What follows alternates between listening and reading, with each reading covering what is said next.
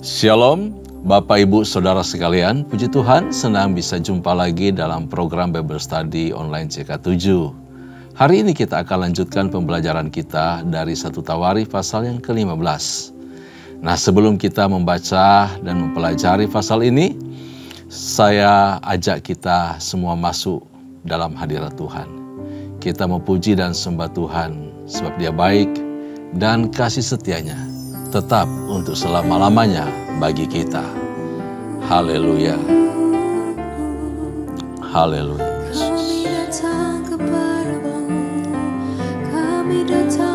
Haleluya. Kami mau berdiri di hadirat-Mu. Kami bawa kurban pujian, kurban syukur. Saat ini ya, dan di seluruh waktu hidup kami, berdiri di altar-Mu. Haleluya. Kini saatnya berdiri di altarnya, sebab Allah Maha Kudus hadir di sini.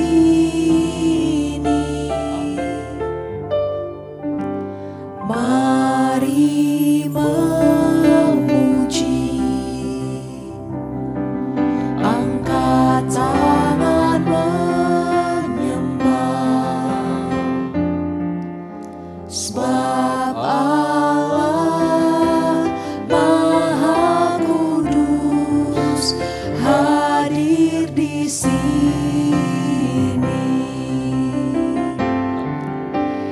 Kita masuk tata sucinya bersama para malaikat menyembah.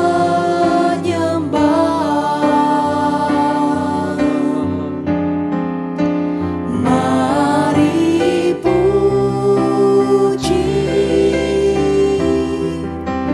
Yesusku,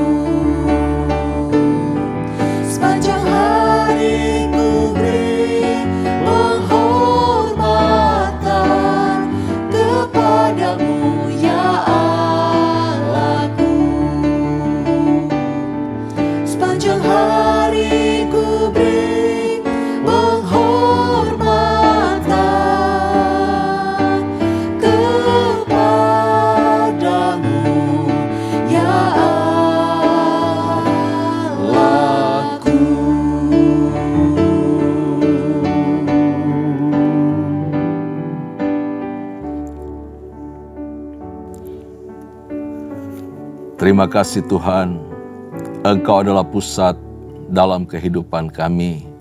Kami bersyukur dari mulut kami keluar pujian, dari hati kami keluar penyembahan kami. Hormat kami kepada Tuhan yang terus menyertai, melingkupi kami, dan memberkati kehidupan kami. Terima kasih ya Tuhan, terpuji-pujilah nama-Mu. Berkati pembacaan firman Tuhan, berkati pengulasan firman Tuhan, berkati perenungan akan kebenaran firman-Mu yang akan kami lakukan bersama-sama pada saat ini. Di dalam nama Yesus Kristus Tuhan, urapan Allah, hadirat Allah, tuntunan Tuhan ada atas kami semua. Baik hamba-Mu maupun kami semua, umat Tuhan yang sedang menyaksikan Bible Study online CK7 ini, bersama-sama kami diberkati oleh Tuhan. Dalam nama Yesus, kami bersyukur dan kami berdoa. Haleluya. Amin. Haleluya. Puji Tuhan, Bapak Ibu kekasih di dalam Tuhan. Saat ini kita akan belajar bersama-sama untuk membaca dan merenungkan firman Tuhan yang terdapat di dalam 1 Tawarikh pasalnya yang ke-15. Kita akan baca dari ayat pertama sampai ayat yang ke-29. Nah Bapak Ibu, di dalam Alkitab saya Pasal 15 dari 1 Tawari ini terdapat di dalam halaman 449. Bapak Ibu kasih dalam Tuhan, pasal 15 ini merupakan kelanjutan dari pasal 13 yang sudah kita pelajari sebelumnya. Bagaimana tabut dipindahkan dari Kiryat Yearim kemudian mengalami kendala. Mereka mampir atau disinggah di rumah Obed-Edom disebabkan karena insiden terhadap kematiannya Usa yang mencoba mengulurkan tangannya menolong supaya tabut itu tidak tergelincir atau tidak jatuh. Sebabnya karena pertama Daud tidak meminta petunjuk Tuhan bagaimana caranya membawa tabut tersebut. Dan kedua, absennya umat Lewi atau para kaum Lewi yang bertugas harusnya membawa tabut tersebut. Mereka terbiasa melayani tanpa tabut Allah. Jadi Daud tidak mengundang mereka. Nah, kali ini Daud menyadari sungguh-sungguh bahwa tugas memindahkan tabut itu tidak boleh dilakukan dengan sembarangan. Tidak boleh dilakukan oleh orang asal-asalan, sembarang orang. Tetapi harus dilakukan oleh orang Lewi. Harus dipanggul atau dipikul. Waktu di pasal 13 memindahkan dari Kiryat Yearim, Daud itu memakai kereta lalu dibawa atau diderek oleh lembu, Bapak Ibu salam Tuhan. Ini tentu cara yang salah, cara yang keliru, cara yang pernah dilakukan oleh orang Filistin yang akhirnya juga menimbulkan wabah kutuk di tengah-tengah orang Filistin. Nah, untung saja cuma Usa yang mati ya. Cuma Usa yang mati. Jadi di pasal 15 ini Daud mempersiapkan sungguh-sungguh. Bagaimana membawa tabut itu kembali ke Yerusalem. Ketika dia mendengar bahwa Obed-Edom diberkati Tuhan dengan luar biasa. Di dalam kurun waktu 3 bulan saja tabut Allah ada di rumah Obed-Edom. Dan dia diberkati. Maka bangkitlah gairah kerinduan dari Daud untuk dekat dengan tabut Tuhan. Untuk bagaimana dia bisa sujud menyembah di hadapan Tuhan dan berlama-lama di hadirat Tuhan. Ini kerinduan yang kudus, yang suci, motivasi yang luhur, yang suci dari Daud untuk membawa pulang tabut perjanjian dari rumah Obed-Edom ke Yerusalem. Karena itu Daud meminta petunjuk Tuhan bagaimana caranya mengangkut tabut itu. Nah, kita akan baca ayat-ayat tertentu saja ya dari pasal 15 ini. Saya akan pandu Bapak Ibu kasih dalam Tuhan membaca pasal 15 ayat 1 kemudian seterusnya sampai ayat yang ketiga atau keempat. Daud membuat bagi dirinya gedung-gedung di kota Daud. Lalu ia menyimpan tempat bagi tabut Allah dan membentangkan kemah untuk itu. Ketika itu berkatalah Daud, janganlah ada yang mengangkat tabut Allah selain dari orang Lewi. Sebab merekalah yang dipilih Tuhan untuk mengangkat tabut Tuhan dan untuk menyelenggarakan sampai selama-lamanya. Kemudian Daud mengumpulkan segenap Israel ke Yerusalem untuk mengangkut tabut Tuhan ke tempat yang telah dipersiapkan itu. Daud mengumpulkan Bani Harun dan orang Lewi. Jadi Daud sudah tahu, sudah menemukan caranya. Dia sudah konsultasi dengan Tuhan.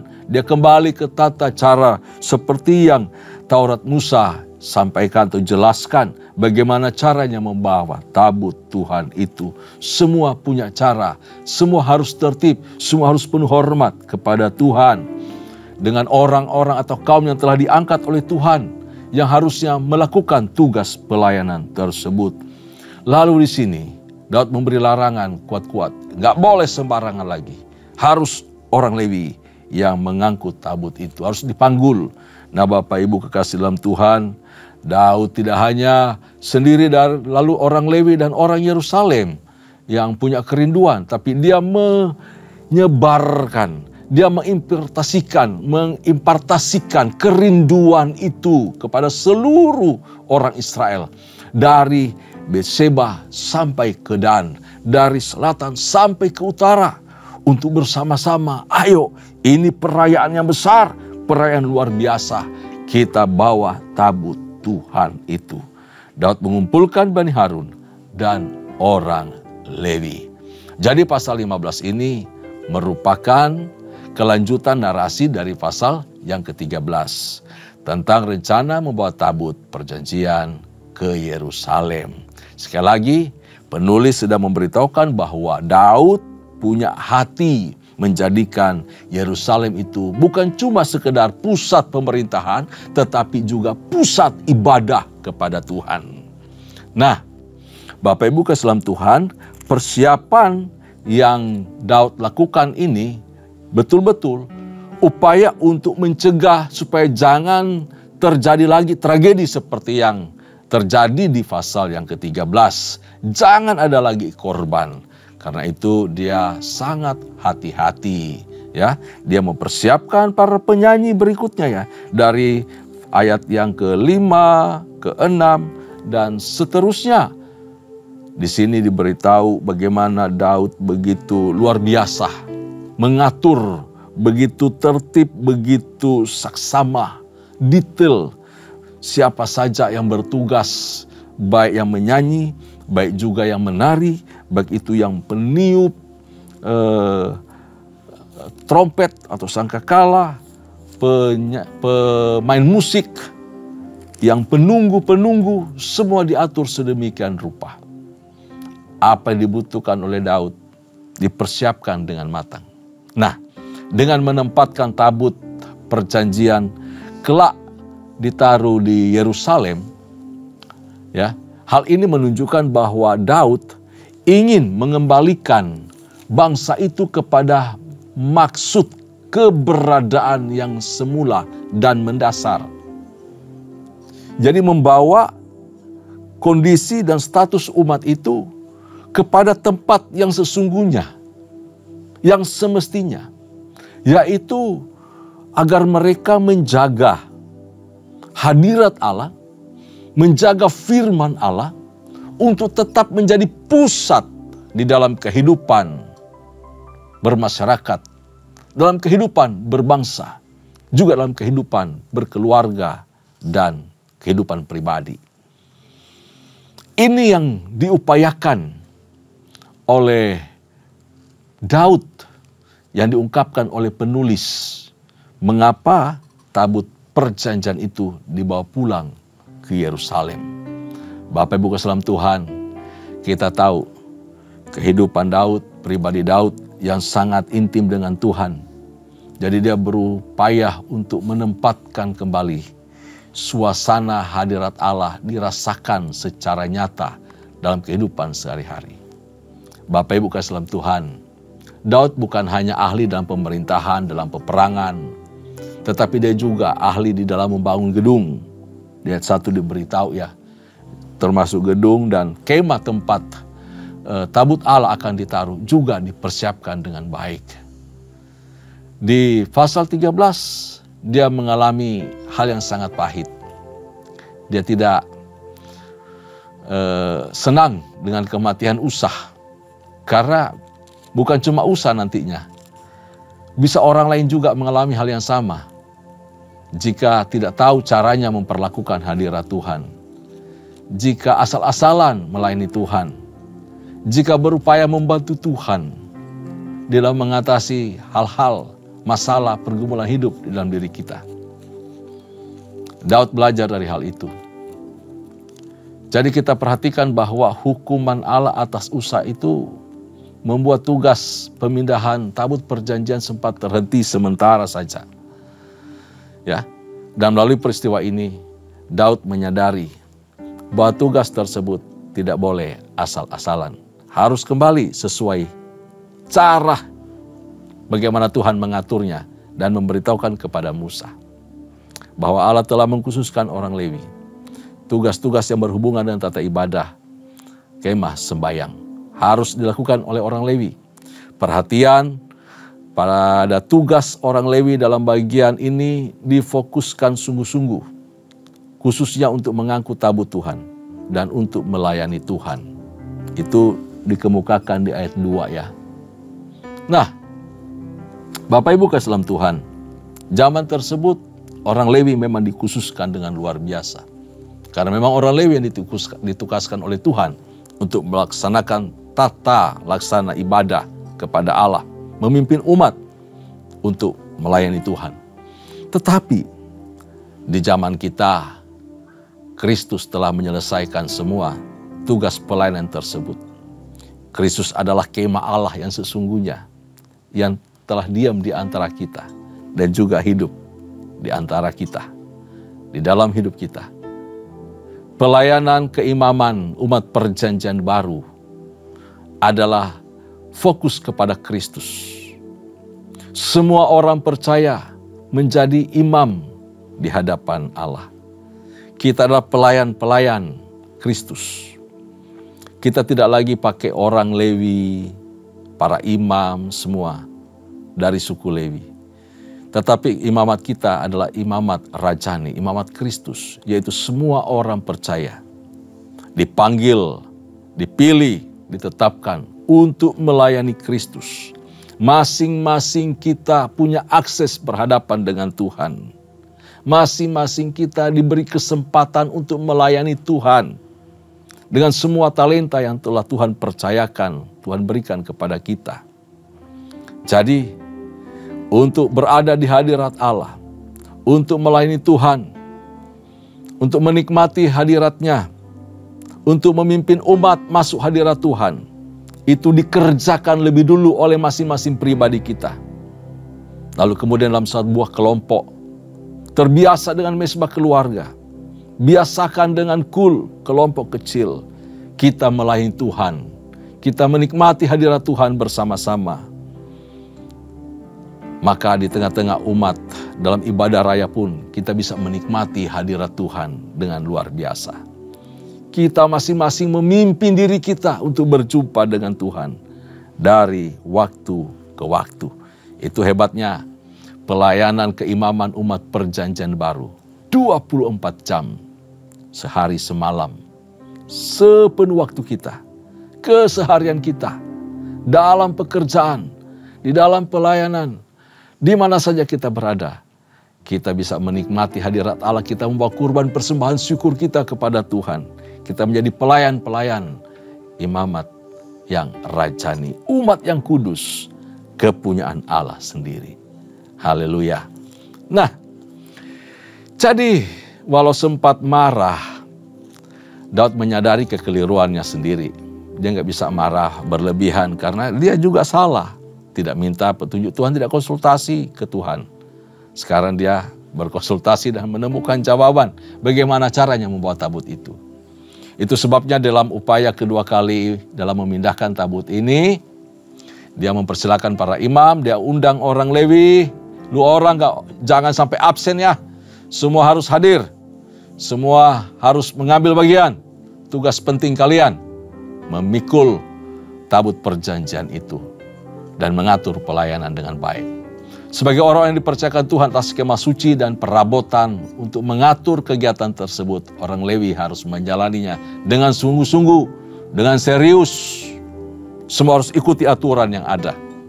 Dan Daud wanti-wanti akan hal tersebut. Nah, pertama Bapak Ibu salam Tuhan, Daud mengumpulkan orang-orang Lewi yang bukan dari kelompok yang kaum imam ya, maksudnya orang Lewi bukan dari kelompok Puat yang keturunan jauh, tetapi mereka yang disebut sebagai Bani Kehat, Merari, Gerson, Elsafan, Hebron, keturunan langsung dari Lewi di sini disebutkan dari ayat yang ke-6 dan seterusnya. Dari Bani Merari, Asaya seorang pemimpin, lalu ada Bani Gerson di ayat ke-7. Dari ayat 8 Bani Elsafan, Bani Hebron. Mereka dikumpulkan lebih dahulu dan diutamakan pelayanannya. Jadi kelompok kaum imam dikhususkan lebih dahulu untuk melakukan tugas yang penting tersebut. Lalu tugas berikutnya yaitu kedua, Daud meminta mereka menyiapkan diri dengan menguduskan diri sungguh-sungguh. Setelah dilakukan pengelompokan, lalu dikasih tugas, dan kemudian mereka harus mempersiapkan diri sungguh-sungguh. Mereka harus menguduskan diri mereka. Di ayat yang ke-12 diberitahu itu ya. Di ayat yang ke-12.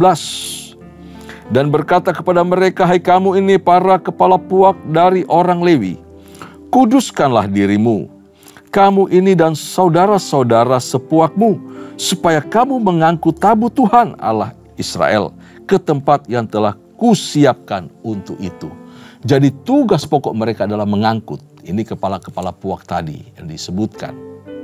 Dari ayat 6, 7, 8, dan seterusnya. Mereka harus mempersiapkan diri sungguh-sungguh. Kekudusan itu selalu berarti pemisahan. Harus terpisah dari kenajisan, dari hal yang kotor, dari hal yang tidak menyenangkan hati Allah. Supaya mereka layak di hadapan Tuhan. Untuk sepenuhnya umat tersebut atau kaum Lewi ini menjadi milik Allah dan melayani hal-hal yang mulia yang diinginkan oleh Tuhan. Tugas mulia dalam kesempatan memindahkan tabut ini antara lain menyangkut juga para pemain musik, para pemimpin pujian, penari, dan mereka menaikkan pujian, memainkan musik, dan bergembira bersama-sama. Itu tugas mulia, tugas pelayanan kaum Lewi dalam hal ini dari pasal yang kita baca. Lalu yang ketiga, Bapak Ibu salam Tuhan, bahwa sesudah semua persiapan dilaksanakan menurut peraturan yang Tuhan sendiri berikan, mulailah iring-iringan pemindahan tabut itu berlangsung. Nah, walaupun Daud paham mengenai siapa yang berhak untuk berurusan dengan tabut perjanjian ini, hal itu tidak mengurangi tekadnya untuk merayakan Tuhan, merayakan kegirangan, merayakan sukacita dengan musik, dengan pujian dan tari-tarian. Bahkan Daud sendiri melepaskan gengsinya, melepaskan atributnya sebagai seorang raja. Siapa sih saya raja ini? Raja itu posisi diberikan oleh Tuhan. Sekarang dia ada di tengah-tengah kami. Tidak pantas dia berjubah demikian. Tidak pantas dia gengsi dengan statusnya sebagai raja. Jadi tanpa malu, ia menari-nari. Dia tanggalkan gengsinya, dia tanggalkan statusnya sebagai raja. Dia nggak malu di hadapan raja di atas segala raja. Di hadapan Tuhan yang memberikan dia tahta untuk memerintah atas Israel. Di hadapan Tuhan yang penuh dengan kemurahan hati, menolong dia, memberi dia kemenangan, melepaskan dia dari bahaya maut, dan meluputkan bangsa Israel dari setiap kekalahan dalam medan peperangan. Ia menari dengan sukacita.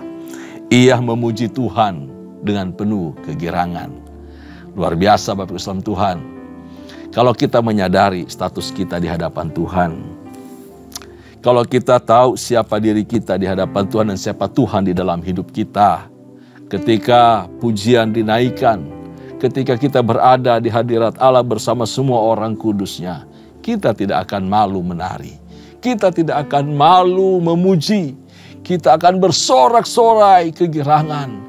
Ketika pujian-pujian tertentu menyentuh hati kita untuk mendorong kita masuk di dalam hadirat Allah, menyentuh perasaan kita, kita akan mengalir dengan luar biasa, merasakan jamahan Tuhan. Kita juga bisa menangis, melelehkan air mata. Di hadapan Tuhan tidak ada yang tersembunyi. Kita bawa hidup kita untuk menikmati hadirat Tuhan dan merasakan lawatannya yang begitu luar biasa. Hal itu bisa terjadi kalau kita punya sikap kerendahan hati dan tahu diri siapa saya di hadapan Tuhan. Gengsi kita pasti luntur. Siapapun kita, apa jabatan kita, apa pangkat kita, apa status sosial kita, semuanya tidak ada berartinya di hadapan Tuhan. Bapak Ibu salam Tuhan, sikap Daud ini adalah sikap yang tulus di hadapan Tuhan dan di hadapan semua umat Israel, umat Yehuda. Bapak Ibu dalam Tuhan, walaupun menimbulkan keberatan di hati Mikal, ya, Mikal itu putri Saul, anak Saul yang kemudian menjadi istri dari Daud. Mikal itu adalah istri hadiah pemberian waktu Daud mengalahkan Goliat. Nah, Bapak Ibu dalam Tuhan, Mikal menghina Daud. Tetapi kalau saya boleh katakan, bukan cuma Daud yang dia hina. Bukan cuma Daud yang dia hina. Tetapi juga Tuhan. Tuhan dihina dalam proses ibadah. Ya, dalam proses ibadah yang dilakukan oleh umat Israel yang sedang membawa tabut perjanjian itu. Sehingga ibadah yang berkenan di hadapan Tuhan, ibadah yang mulia itu, walaupun dengan sorak-sorai demikian luar biasa, apa yang dilakukan oleh Mikal adalah sebuah penghinaan, baik kepada Daud dan juga kepada Tuhan. Nah, apa yang perlu kita pelajari dari pasal 15 ini, Bapak Ibu? Daud itu menunjukkan diri sebagai pemimpin yang berjiwa besar. Ia mengenali sungguh-sungguh batas kepemimpinannya dan tidak mau melanggarnya. Dia tahu batasnya sampai di mana.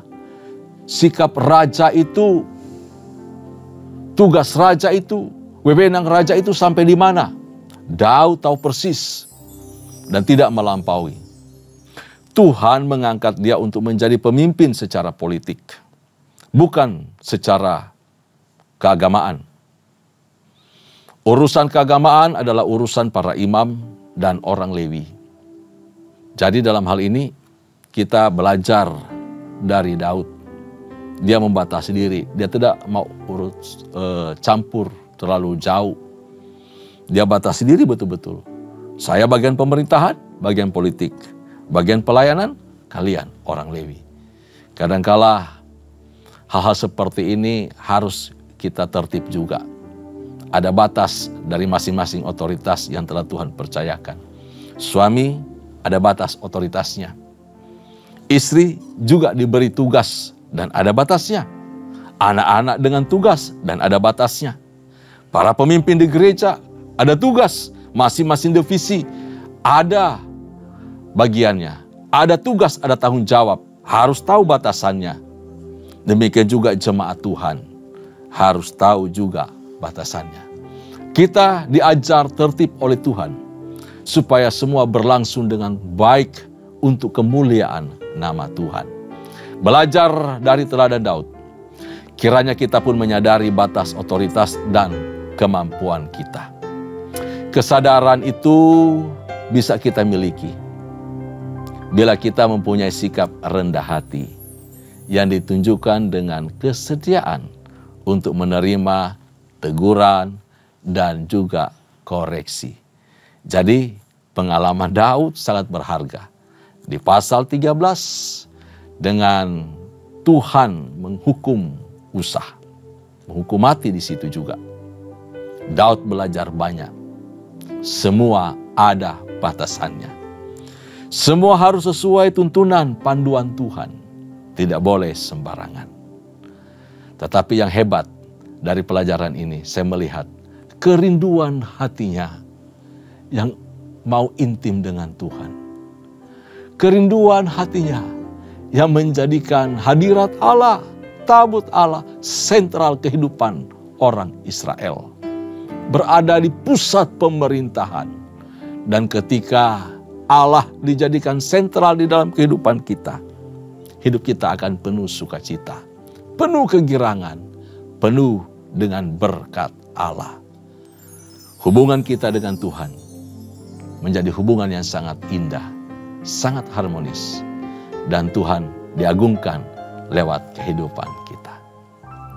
Amin. Tuhan Yesus memberkati kita semua. Tundukkan kepala, kita berdoa. Bapak Surgawi, terima kasih untuk pesan Tuhan lewat 1 Tawarikh pasal 15 yang telah kami baca, kami renungkan bersama-sama. Kami mengucap syukur lewat apa yang dilakukan oleh Daud dan diingatkan oleh penulis Tawarikh untuk generasi yang telah kembali dari pembuangan itu.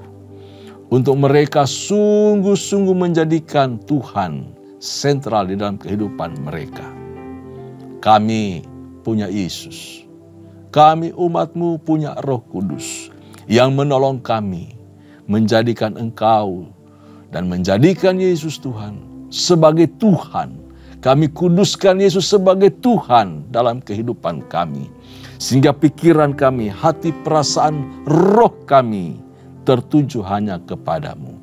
Ketika Engkau menjadi sentral dalam kehidupan kami, maka seluruh apa yang kami lakukan, kami kerjakan, kami rancangkan, diberkati oleh Tuhan. Kami menikmati persekutuan indah dengan Tuhan. Kami selalu merasakan lawatan Allah setiap kami datang bersekutu, setiap kali kami memuji menyembah Tuhan. Kami merasakan hadirat Allah nyata dalam kehidupan kami. Berkati umat-Mu. Berkati para suami, berkati para istri, berkati anak-anak, berkati jemaat Tuhan dalam nama Yesus. Dalam kehidupan pribadi, rumah tangga, keluarga, pekerjaan, usaha, Tuhan memberkati. Mereka selalu merasakan hadirat Tuhan dimanapun mereka berada. Ketika Yesus Tuhan, Engkau dijadikan sentral di dalam kehidupan mereka. Engkau satu-satunya fokus hidup mereka, menyenangkan hati-Mu saja. Terima kasih ya Tuhan. Terpuji-pujilah nama-Mu. Terima kasih buat berkat-Mu. Terima kasih buat lawatan-Mu bagi kami pada hari ini. Kekasih-kasih Tuhan, sebelum kita berpisah, arahkan hati-Mu di hadapan Allah dan terimalah berkat. Anugerah serta berkat yang melimpah dari Allah Bapa, kasih sayang di dalam Kristus Yesus Tuhan, serta persekutuan yang manis dengan Allah Roh Kudus, kiranya menyertai kita mulai hari ini sampai parusia. Tuhan datang pada kali yang kedua, bahkan sampai selama-lamanya. Setiap kita yang percaya dan terima berkat, sama-sama kita katakan, amin, amin, haleluya. Tuhan memberkati kita. Shalom.